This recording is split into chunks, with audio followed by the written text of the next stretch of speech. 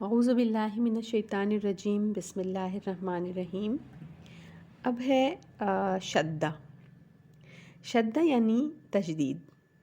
شدہ ایک چھوٹے سے جو انگلش میں ڈبلیو لکھتے ہیں نا، ڈبلیو کی طرح کی علامت ہوتی ہے تشدید، جس کو اردو میں ہم بولتے ہیں، اب ہم عربک پڑھ رہے ہیں تو اس کو شدہ بولیں گے۔ جس الفاظ پر یہ تشدید یعنی شدہ لگا ہوتا ہے وہ لیٹر سمجھے 2 دفعہ ہو جاتا ہے۔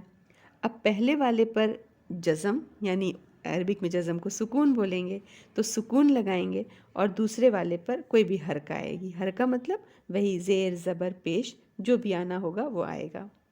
مثال کے طور پر جیسے رب ہے نا، ربکم، تو اب رب پہ تشدید ہے، تو جب ب کو کھولیں گے، جس پہ تشدید ہے اس کو کھولیں گے تو یہ ب 2 مرر امیج بن جائے گی، 2 ہو جائیں گے۔ تو پہلا والا جو با ہوگا اس پہ جزم لگا دیا جائے گا، یعنی سکون لگا دیا جائے گا، اور سیکنڈ والے پہ جو بنے گا گرامر کے حساب سے، آگے سے بات چلی آ رہی ہوگی تو جو تقاضا ہوگا گرامر کا، پیش کا، زبر کا، زیر کا، وہ لگا دیا جائے گا انشاءاللہ تعالی۔ تو یہ شدہ ہے۔